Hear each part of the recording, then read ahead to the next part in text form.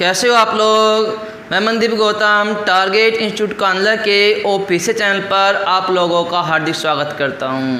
तो आज हम इंडियन आर्मी का सेट नंबर 6 स्टार्ट करने जा रहे हैं और सेट नंबर 6 में जो हमारा पहला क्वेश्चन है जीके का, सबसे गर्म ग्रह कौन सा है।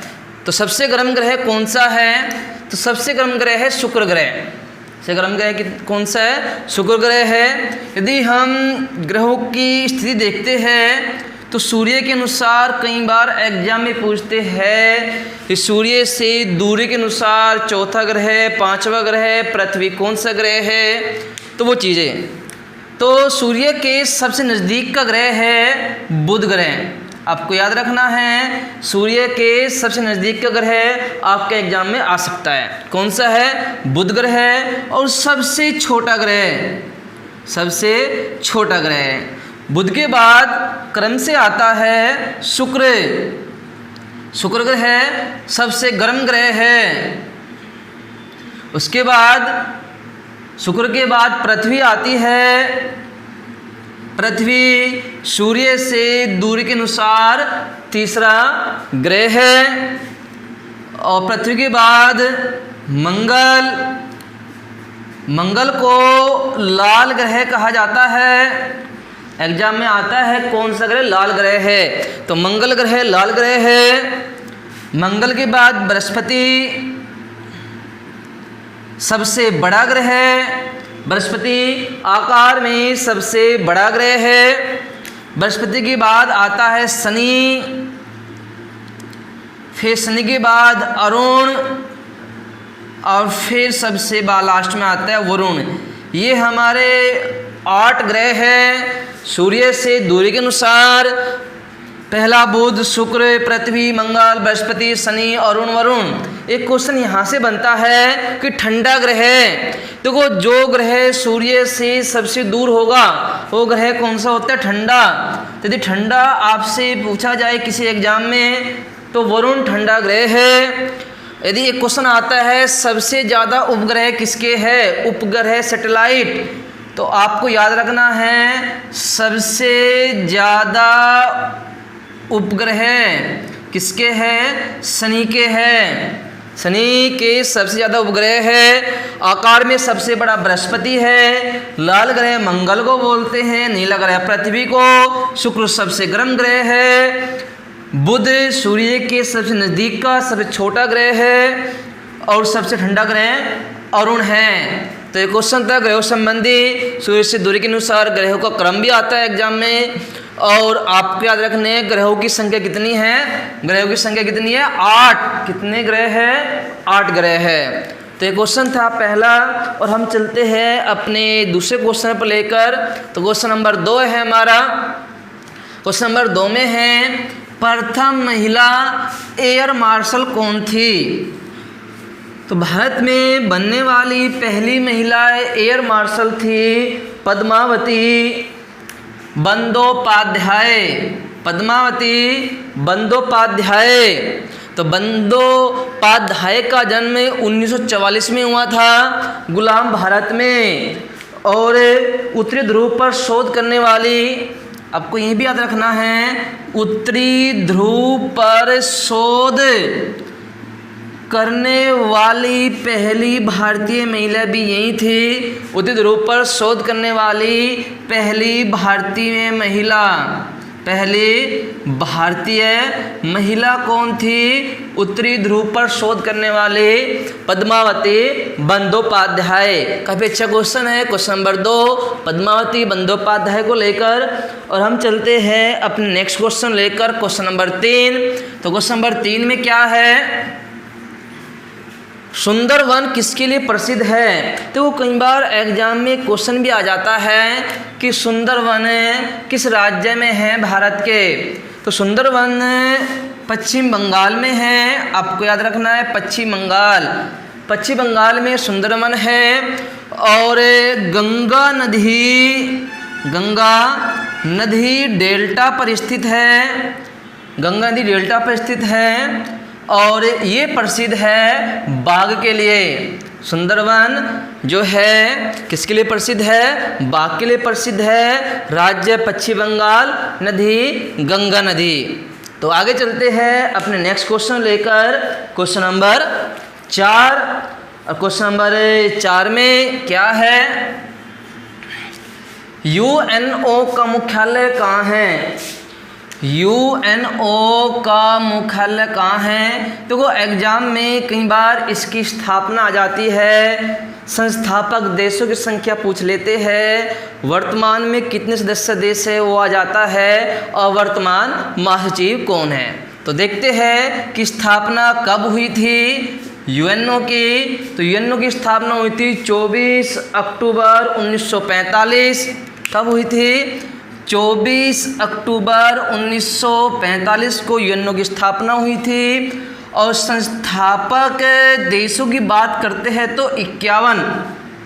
एक क्वेश्चन बनता है यहाँ पर कि भारत क्या यूएनओ का संस्थापक देश था? तो याद रखना आप लोगों को, तो भारत यूएनओ का संस्थापक देश था। 51 में से एक देश था भारत भी यूएनओ की स्थापना में शामिल। तो वर्तमान में यदि बात करते हैं, वर्तमान में कितने देश हैं यूएनओ में? 193। और पूछ लेते हैं कि अंतिम देश कौन सा है? 193वां देश। तो कौन सा है? दक्षिण सूडान। दक्षिण सूडान सबसे अंत में शामिल होने वाला सदस्य देश है यूएनओ का। यदि बात करते हैं मुख्यालय, तो मुख्यालय इसका न्यूयॉर्क में है। न्यूयॉर्क में मुख्यालय है यूएनओ का। बात करते हैं वर्तमान महासचिव कौन है? तो यूएनओ के जो वर्तमान महासचिव है एंटोनियो गुटेरस। कौन है? एंटोनियो गुटेरस वर्तमान महासचिव है यूएनओ के। तो आपको याद रखना है यूएनओ से संबंधित कुछ फैक्ट जो एग्जाम की दृष्टि से इम्पोर्टेंट है। तो क्वेश्चन क्या है? यूएनओ का मुख्यालय कहाँ है? तो कहाँ पर है? पेरिस, वाशिंगटन, जेनेवा या न्यूयॉर्क। तो हमारा ऑप्शन सही है डी, न्यूयॉर्क में स्थित है। तो आगे चलते हैं नेक्स्ट क्वेश्चन लेकर अपने क्वेश्चन नंबर 5। तो क्वेश्चन नंबर जो 5 है हमारा वो क्या है? चंद्रमा पृथ्वी पर कितने दिनों में चक्कर पूर्ण करता है? तो चंद्रमा पृथ्वी का एक उपग्रह है। पृथ्वी का उपग्रह क्या है? चंद्रमा है। पृथ्वी के कितने प्राकृतिक उपग्रह हैं? तो पृथ्वी का एक प्राकृतिक उपग्रह हुआ है चंद्रमा। देखो उपग्रह क्या होते हैं? जो ग्रहों के चारों ओर घूमते हैं। जैसे पृथ्वी है, पृथ्वी एक ग्रह है, और जो पृथ्वी के या ग्रह के चारों ओर घूमते हैं वो क्या होते हैं बच्चों? उपग्रह। जो ग्रहों के चारों ओर घूमते हैं वो उपग्रह होते हैं। और पृथ्वी के चारों ओर घूमता है चंद्रमा। तो चंद्रमा पृथ्वी का एक प्राकृतिक उपग्रह है। तो चंद्रमा पृथ्वी के चारों ओर जो चक्कर पूरा करता है 27 दिन 8 घंटे में। 27 दिन 8 घंटे में चंद्रमा पृथ्वी का एक चक्कर पूरा करता है। तो सही आंसर क्या होगा? 28 दिनों में। तो लगभग कितने दिन हो जाएंगे? 28 दिन। तो ऑप्शन ए सही है। तो चंद्रमा पृथ्वी का चक्कर जो पूर्ण करता है वो 28 दिनों में करता है। तो काफ़ी अच्छा क्वेश्चन था, क्वेश्चन नंबर 5। तो अब चलते हैं अपने नेक्स्ट क्वेश्चन लेकर, क्वेश्चन नंबर 6। और क्वेश्चन नंबर 6 है हमारा, सिंधु सभ्यता थी। सभी को पता होगा सिंधु सभ्यता एक नदी किनारे बसी सभ्यता थी। इन लोगों का वास नदी किनारे हुआ करता था। जैसे सिंधु, झेलम, रावी, इन नदी किनारे इनका वास था। और सिंधु सभ्यता जो थी ये आर्यों से प्राचीन सभ्यता है। आपसे कई बार एग्जाम में पूछ लिया जाता है कि जो वैदिक सभ्यता आई, तो वैदिक सभ्यता से पहले भारत में कौन सी सभ्यता थी? तो वैदिक सभ्यता से पहले भारत में सिंधु घाटी सभ्यता थी। सिंधु घाटी सभ्यता वैदिक सभ्यता से पहले आई थी। वैदिक सभ्यता या आप कह सकते हो आर्य सभ्यता एक ग्रामीण सभ्यता थी जो बाद में आई थी, लेकिन जो पहले आई सिंधु घाटी सभ्यता ये एक शहरी सभ्यता थी। पहले भारत में सिंधु घाटी सभ्यता एक शहरी सभ्यता थी, उसके बाद वैदिक सभ्यता एक ग्रामीण सभ्यता थी। तो कई बार एक क्वेश्चन भी आता है कि सिंधु घाटी सभ्यता की खोज किसने की थी? तो राय बहादुर दयाराम साहनी ने सिंधु घाटी सभ्यता की खोज की थी। आपको इनाम भी याद रखना है कि सिंधु घाटी सभ्यता की खोज किसने की थी? तो राय बहादुर दयाराम साहनी द्वारा सिंधु घाटी सभ्यता की खोज की गई थी। और एक ही सही सभ्यता थी। तो अब चलते हैं अपने नेक्स्ट क्वेश्चन लेकर, क्वेश्चन नंबर 7। और क्वेश्चन नंबर 7 में है सबसे अधिक गन्ना उत्पादक राज्य कौन सा है? सभी बच्चों को पता होगा, ये तो हमारा ही स्टेट है जिसमें सबसे अधिक गन्ना उत्पादित होता है। तो कौन सा है? उत्तर प्रदेश। उत्तर प्रदेश सबसे अधिक गन्ना उत्पादक राज्य है। यदि उत्तर प्रदेश के बाद दूसरा स्थान आता है तो किस राज्य का है? तो यदि दूसरा स्थान पूछते हैं गन्ना उत्पादन में तो सेकंड स्थान है महाराष्ट्र राज्य का। प्रथम गन्ना उत्पादन में यूपी का है स्थान, हमारे स्टेट का है। तो आगे चलते हैं अपने नेक्स्ट क्वेश्चन लेकर, क्वेश्चन नंबर 8। और क्वेश्चन नंबर 8 में है सबसे अधिक साक्षरता किस राज्य में है? तो ये क्वेश्चन रिपीट हुआ है, इससे पहले भी एक क्वेश्चन आया था। तो देखते हैं 2011 के अनुसार सबसे अधिक साक्षर राज्य जो है भारत का वो केरल है। जिस सेकंड की बात करते हैं तो सेकंड स्टेट है मिजोरम। यदि बात करते हैं थर्ड स्टेट, 3 तक आ सकता है आपके एग्जाम में, तो तीसरा सर्वाधिक साक्षर राज्य है 2011 के अनुसार तो वो है आपका गोवा। कौन सा है? वो है आपका गोवा। एक क्वेश्चन और पूछ सकते हैं आप लोगों से कि न्यूनतम साक्षरता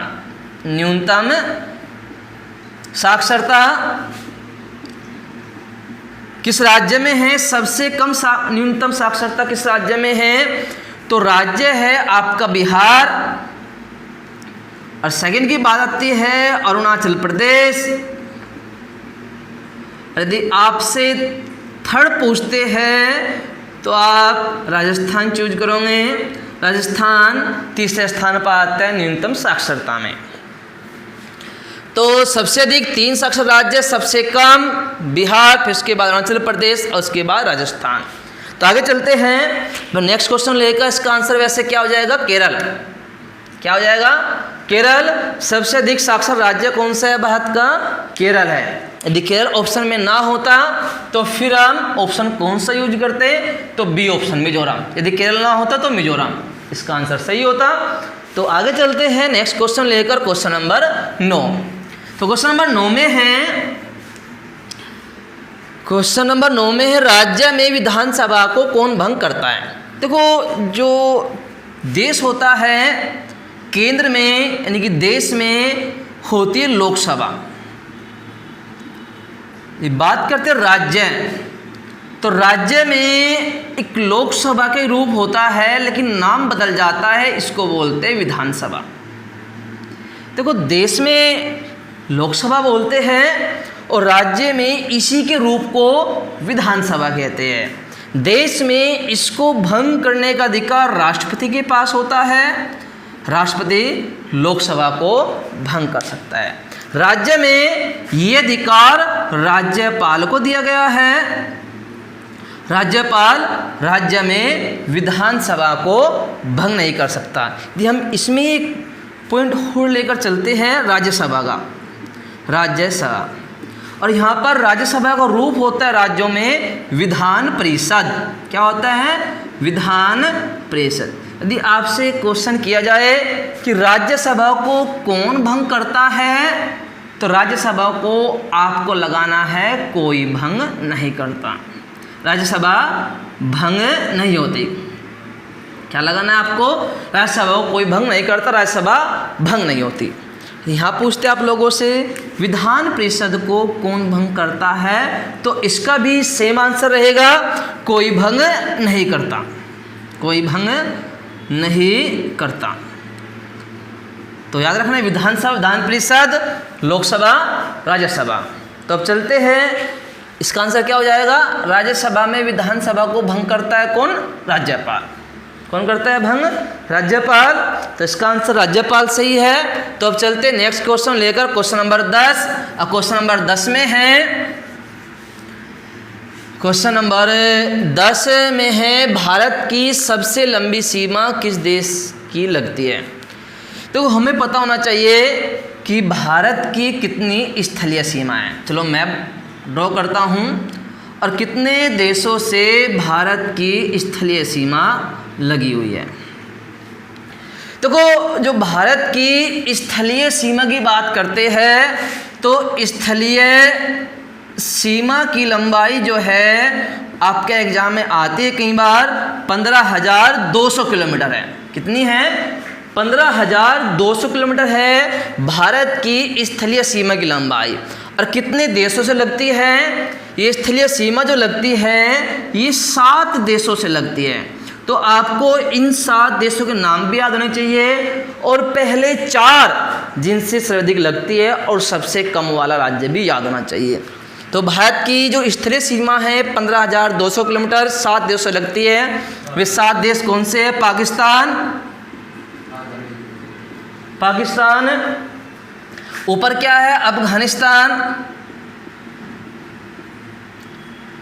इस साइड में क्या है बच्चों, चीन, यहाँ पर नेपाल, यहाँ पर भूटान, यहाँ पर म्यांमार, और यहाँ पर क्या है बांग्लादेश। तो ये 7 देश हैं जिनकी सीमा भारत के साथ टच है, स्थलीय सीमा। तो 1 2 3 4 5 6 7। तो बात करते सबसे ज़्यादा किससे लगती है, तो आपको याद रखना है एक पासवर्ड बचपन, सभी को याद होगा बचपन। बचपन तो याद रख सकते हो, बचपन। तो बचपन याद रखना है आप लोगों को, और इस बचपन से ही आप 4 राज्यों की स्थलीय सीमा जो भारत के साथ ज़्यादा लगती है वो याद कर सकते हो। तो वैसे बांग्लादेश, तो बांग्लादेश की सबसे ज़्यादा सीमा लगती है भारत के साथ, दूसरा चीन, तीसरा पाकिस्तान, ऐसे पाकिस्तान, और नैसे नेपाल।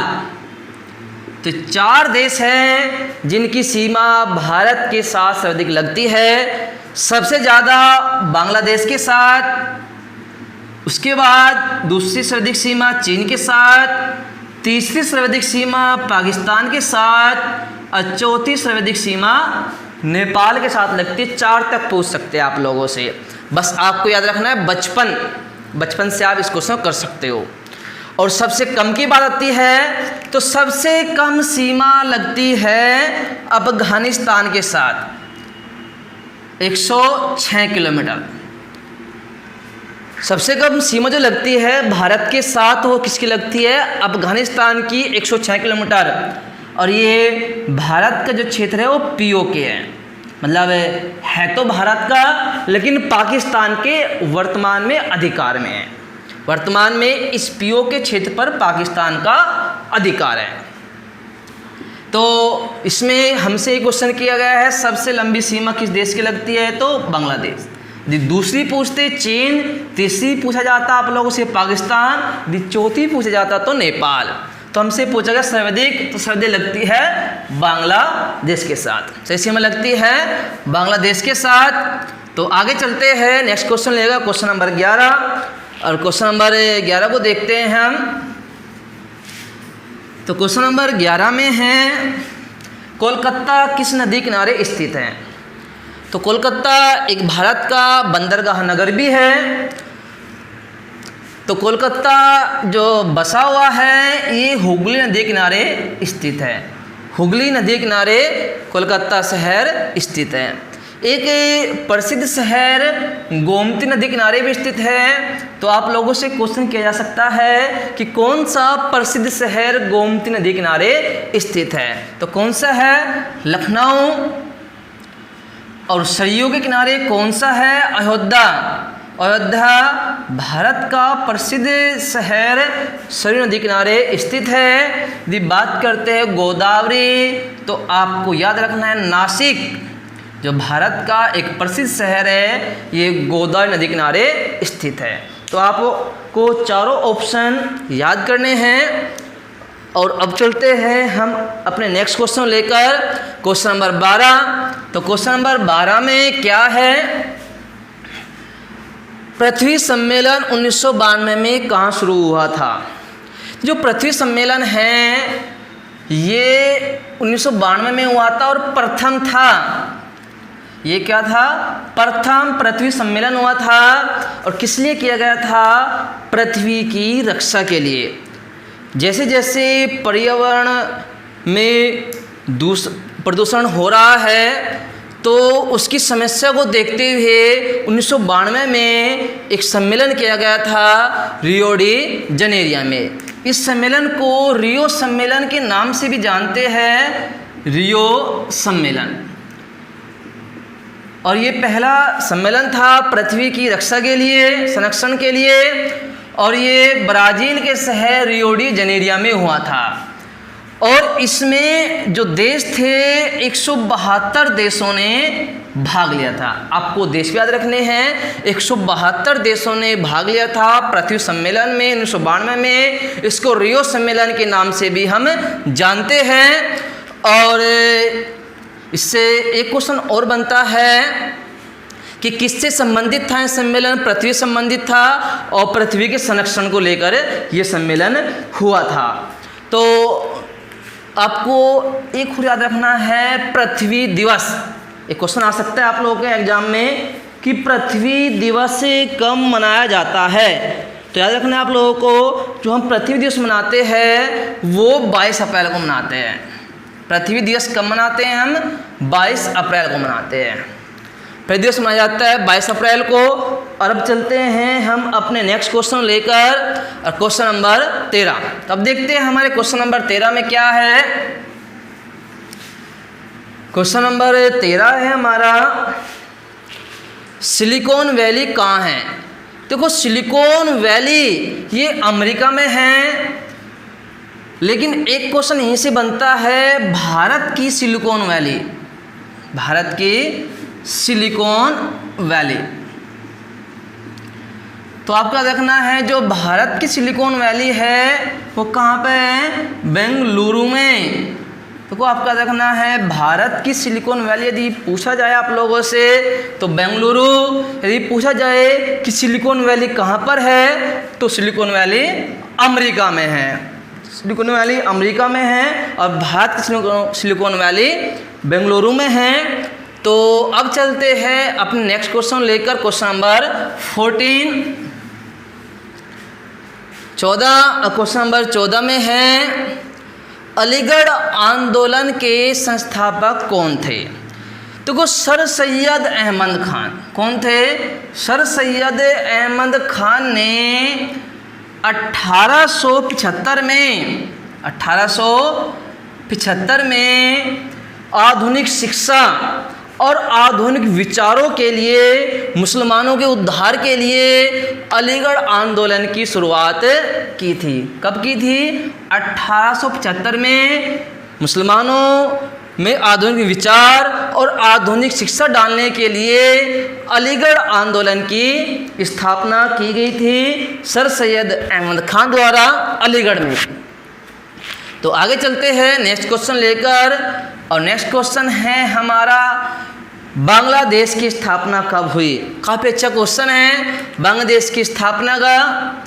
चलो आपको थोड़ा इसमें डिटेल से बताता हूँ।